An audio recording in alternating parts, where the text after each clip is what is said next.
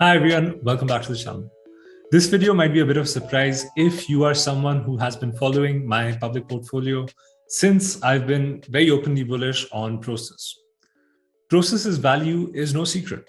It is well known that the company is a proxy to owning Tencent, which is one of the largest global companies in China, at a discount. What's changed here is that recent events have made me question the potential of permanent loss of capital or risk associated with Prosus. The last 2 years have been terrible for Prosus stock. Initially, the stock faced issues from the South African index, where Naspers, which is a parent company of Prosus, constitutes just over 20% of the overall index. Many funds and institutional investors in South Africa had an issue with the size of Naspers relative to the overall market. This put artificial downward pressure on the stock. Now, since Naspers is a parent company of Prosus, this also had an impact on Prosus stock. In an attempt to rectify this, management set up a complex share swap agreement where Prosus was buying shares of Naspers, which essentially is a share buyback but at a discount, since Naspers was trading at a greater discount to the Tencent stake compared to Prosus. After this whole share swap ended, the Chinese regulatory crackdown on tech started. Tencent stock was majorly impacted during this period, falling more than 50% from its peak in Feb 2021. This caused Prosus stock to also fall just over 50% from its peak in Feb 2021, nullifying the intended impact of the complex share swap program. Seeing an opportunity here, Prosus management decided to start a new $5 billion share buyback program.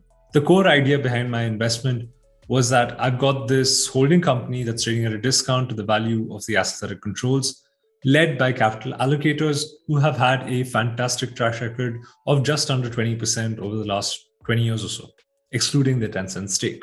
The only major downside risk would be value destruction by management, where they would sell off parts of the Tencent stake to fund worthless venture capital projects. I assigned a lower probability to this based on management's track record to stick to valuations that made sense rather than just overpaying just to be part of some venture company's funding round.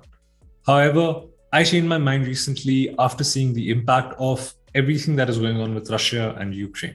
Russian companies have faced sanctions that have resulted in their companies becoming uninvestable for most investors. The risk of permanent loss of capital is now real. Prosus had to write off its 700 million stake in Russia's VK Group. That is not a large number relative to its NAV, but it's still meaningful. I bought into Prosus because of the margin of safety from its Tencent stake and potentially the upside from the venture capital investments in emerging markets.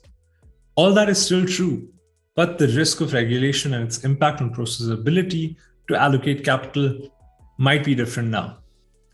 The reason I'm reducing my exposure is because I perhaps made it too large of a position in my portfolio at roughly 25%.